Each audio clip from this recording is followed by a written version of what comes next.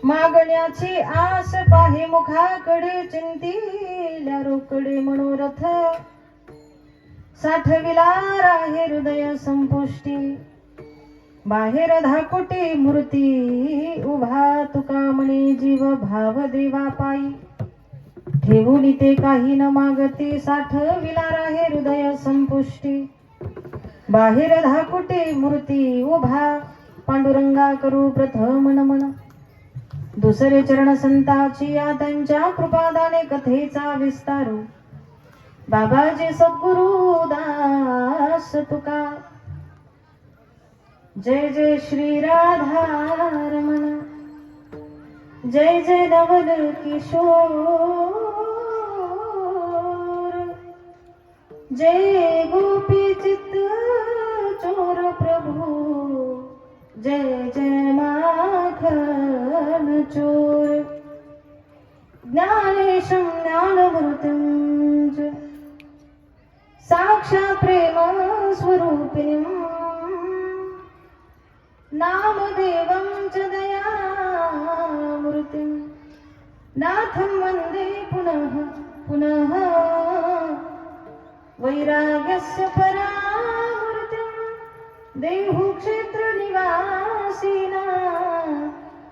तुकाराम महाराष्ट्र भक्तराज चतुष्टकं। नमो ज्ञानेश्वरा, नमो ज्ञानेश्वरा निवृत्ती उदारा सोपान देवा मुक्ताबाई, नमो त्रिभुवन पावनी अंत्यत्रय जननी देवाची।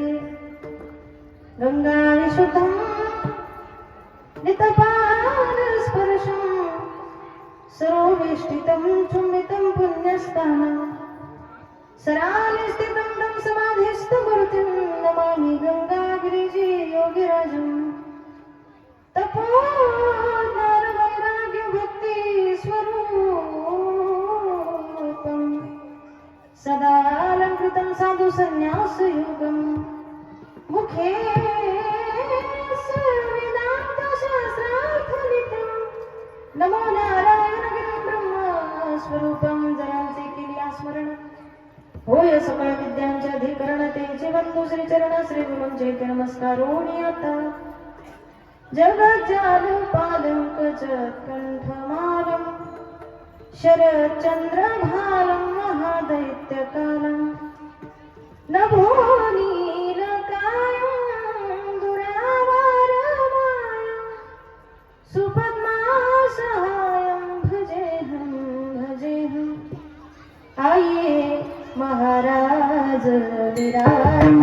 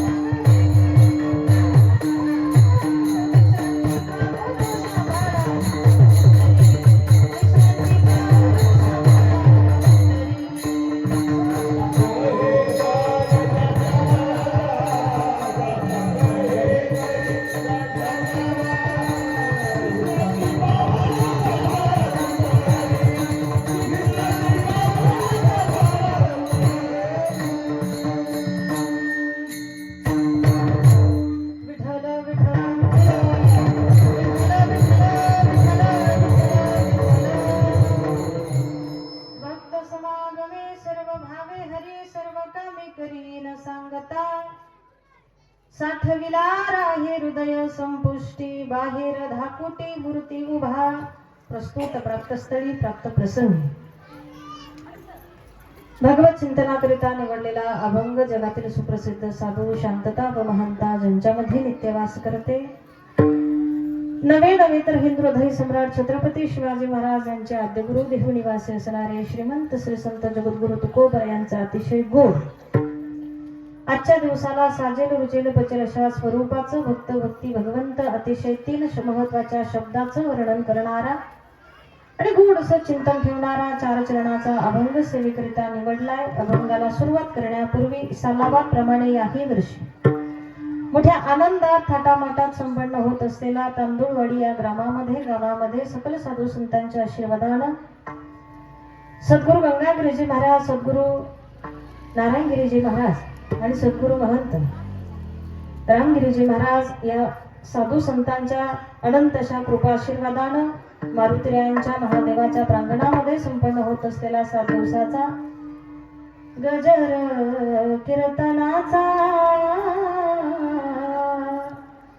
सोहळा आनंदाचा, सुंदर कीर्तनाचा गजर आनंदाचा सोहळ्याची दुसऱ्या दिवसाची सेवा त्या अनुषंगानं निमित्तानं निवडलेला तुकोबरायांचा अभंग 7 संगत करण्यासाठी सर्वच वारकरी मंडळी, ग्रामस्थ भजनी मंडळ, पंचक्रोशीतले भजनी मंडळ सर्व वारकऱ्यांच्या चरणी विनम्र भावानं वंदन करते. विनेकरी बाबांच्या चरणी वंदन आहे. इकडे गायनाचार्य मंडळी उपस्थित आहे, तुमचेही मनस्वी आभार. 2 सुंदर चोपदार आहे, त्यांच्याही चरणी वंदन आहे. इकडे गाणगंधर्व भजन सम्राट सरस्वती मातेची विशेष कृपा लाभलेले 2 अनमोल रत्न आजे आतून असं म्हटलं तरी अडचण नाही बरं का. अगदी जोड सोबतच राहते बरं का कधी पण. आणि गुरुस्थानी असलेले ज्यांचं अनुकरण करून आमच्या सारख्यांनाही काहीतरी शिकायला मिळतं असे आमचे शास्त्री बुवा असतील, शास्त्री बाबा असतील आणि बाबूराव बाबा या ठिकाणी असतील. दोघांच्याही चरणी विनम्र भावानं वंदन आहे. गोड मृदंगाची साथ करणारे आपल्या गावाचं वैभव भूषण आदरणीय आमचे अमोल दादा या ठिकाणी असतील, त्यांचे मनस्वी आभार. आपल्या भागाचं वैभव भूषण दुसरे मृदंगाचार्य आमचे आदरणीय ऋषी दादा या ठिकाणी आहेत, त्यांचे मनस्वी आभार. समोर स्वामीजी विराजमान आहेत, हे स्वामीजी विराजमान आहेत, दोघांच्याही चरणी वंदन आहे. श्रवण करण्यासाठी आबाल वृद्ध महिला पुरुष सर्वांची मोठी गोड उपस्थिती आहे. तुम्हाही सर्वांच्या चरणी वंदन आहे. युट्यूबचं सुंदर चॅनल आहे, तुमचेही मनस्वी आभार, भरभरून शुभेच्छा. मारुतीरायांच्या प्रांगणात होणारा सप्ताह आणि तिथपासून त्यांच्या चॅनलची झालेली सुरुवात, दादांनाही मनस्वी आभार. सुंदर सिस्टीम आहे, फक्त योग्य ते मार्गदर्शन करण्यात भगवंत तुम्हाला यश देवो ही त्याच्या चरणी विनंती आहे. अगदी आवाज क्लिअर करण्याचा प्रयत्न करा, यांचाही माझाही आणि यांचाही. अगदी दादांचे मनस्वी आभार या ठिकाणी व्यक्त करते. आदरणीय परमार्थ प्रेमी आपल्या गावचं भूमिपुत्र वैभव आमचे वाल्मिक दादा या ठिकाणी असतील. संपूर्ण ग्रामस्थ मंडळींच्या आग्रहाचं प्रेमाचं निमंत्रण त्यांच्या वतीनं मला या ठिकाणी मिळालं, त्यांचे मनस्वी आभार या ठिकाणी व्यक्त करते. आयोजक संयोजक संपूर्ण ग्रामस्थ मंडळी सर्वांच्या सहकार्यानं संपन्न होत असलेल्या या सेवा आहेत. हा सप्ताह या ठिकाणी आहे आणि आजची ही सेवा भगवंताच्या चरणावर रुजू आपल्याला करायची आहे. सेवेला बसताना काय काय नियम आहेत तुम्हाला वेगळं सांगायची गरज नाही, कारण नेहमी कीर्तन ऐकणारी तुम्ही मंडळी असं गृहीत धरते आणि तुम्ही टाळी वाजवाल या विश्वासानं सुरुवात करते. बरं का वाजवतात ना, यांच्यासाठी पण वाजवा एकदा.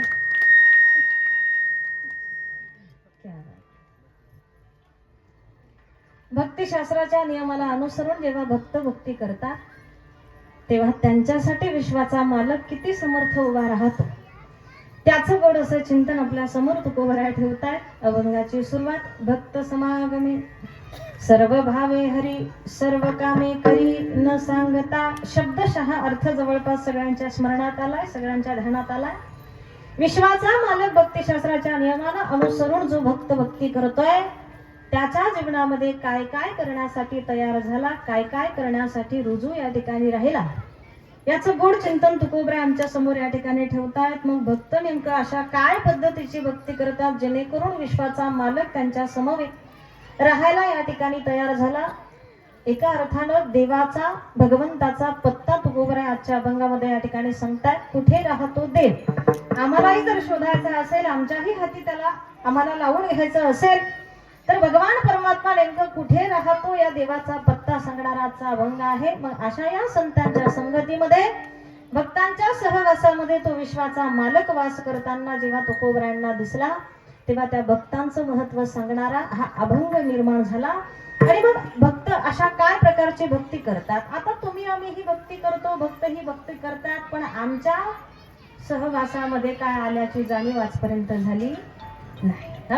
आमच्या सहवासामध्ये विश्वाचा मालक राहण्याची राहिलेला कधी जाणीव आम्हाला होत नाही. फरक त्याच्यामध्ये आहे. की आम्ही भक्ती करतो ती भक्ती फार वेगळी आहे, संत जी भक्ती करतात ती भक्ती फार वेगळी या ठिकाणी पाहायला मिळते. तुम्ही आम्ही भक्ती करतो, कशी करतो?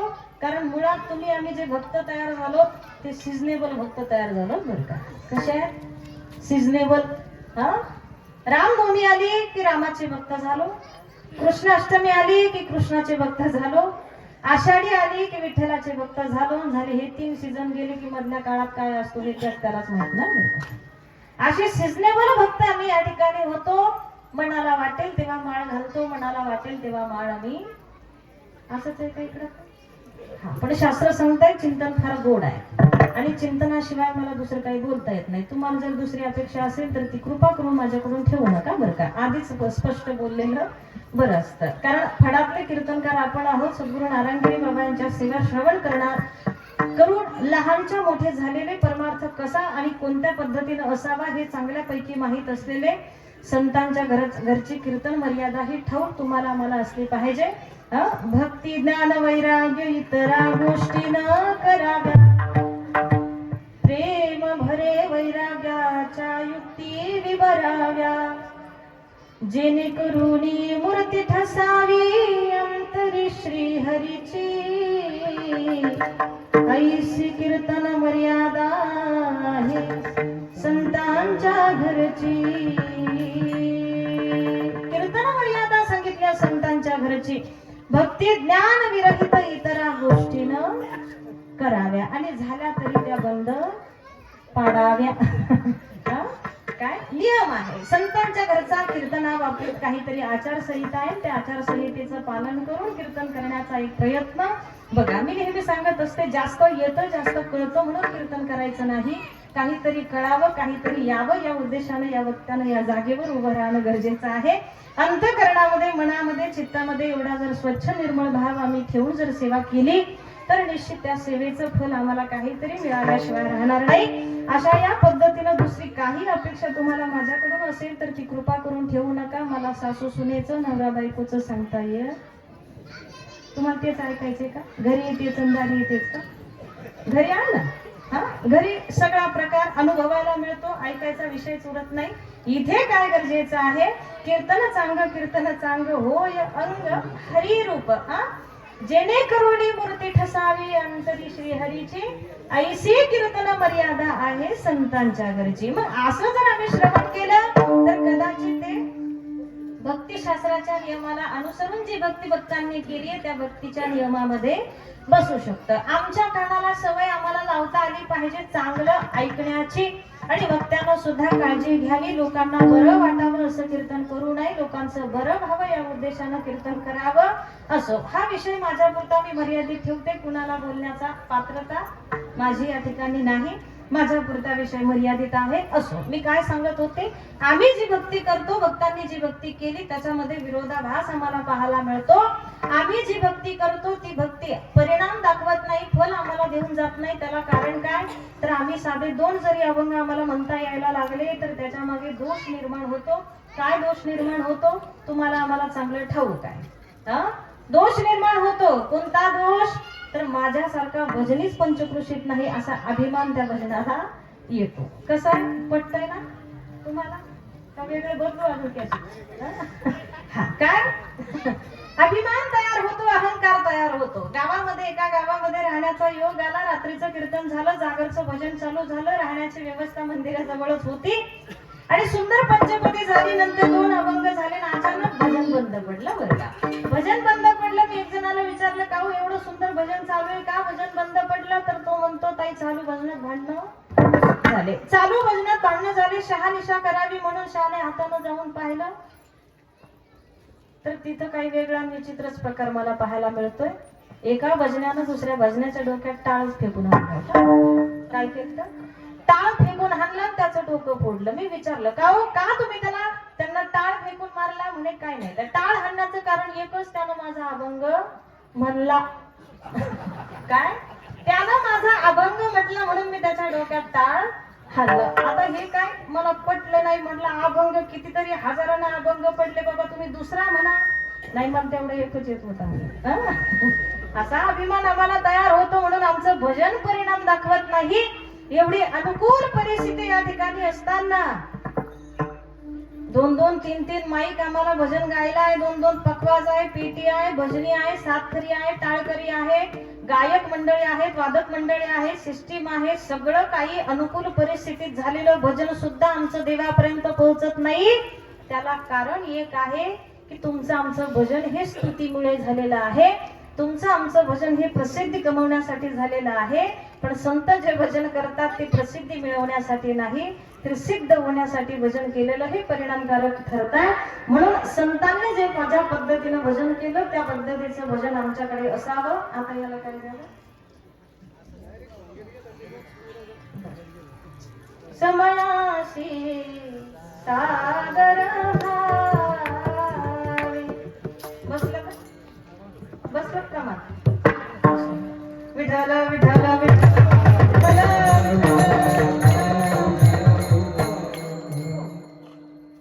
आमचं भजन परिणाम दाखवत नाही. काय त्याला कारण? दोषयुक्त भजन आमचं आहे. लोकांची स्तुती कमवण्यासाठी केलेलं भजन आमचं आहे. प्रसिद्ध होण्यासाठी भजन करू नका, सिद्ध होण्यासाठी भजन करा, जेणेकरून काहीतरी परिणाम हाती लागेल. आणि आमची ही भक्ती नियमामध्ये या ठिकाणी बसल्याशिवाय राहणार नाही. पण आमचं एवढं अनुकूल परिस्थितीमध्ये भजन असताना सुद्धा परिणाम दाखवत नाही. पण संतांची परिस्थिती पाहायला गेला तर संतांची एवढी अनुकूल परिस्थिती नाही. माझ्या तुकोबरायांच्या जर भजनाची अवस्था तुम्ही आम्ही पाहिली, तुटकाच वीणा त्या दोन तारा, तुटकाच वीणा त्याला दोन तारा, घाली रे झाला पंढरीच्या, घाली रे झाला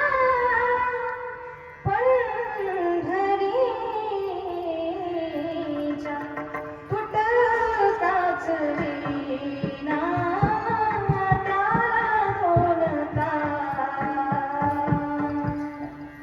एक विनाय माझ्या तुकोबरायांकडे, त्याला तारा किती आहे? जागे तुम्ही? त्याला तारा किती आहे? 2 तारा. आणि त्या 2 शाबूत राहिल्या तरच त्या विनाचा आनंद, स्वराचा आनंद बरं का. आणि भजन ते ओंगावानी नरका जाणे चुकेना, बिगर स्वराचं भजन करू नये असं शास्त्र सांगतंय बरं का.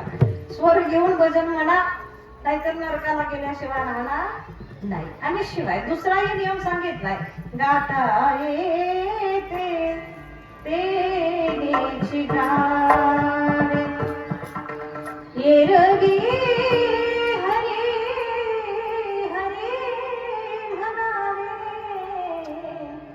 गाता येते तेनेची गावे. गाता येते ना त्यांनीच गा, एरवी हरी हरी म्हणा. पण ओंगाळवानं भजन करू नका, जेणेकरून देव जवळ येण्याऐवजी अजून दूर लोटला जाईल, अजून दूर पळून जाईल. कारण देवाला सुद्धा कानाला गोड लागणारं भजनच या ठिकाणी आवडतं. आवाज भजन ऐकण्यासाठी तो तिथे उपस्थित या ठिकाणी राहतो. परिस्थिती माझ्या तुकोबरायांच्या भजनाची पहा. एक विना आहे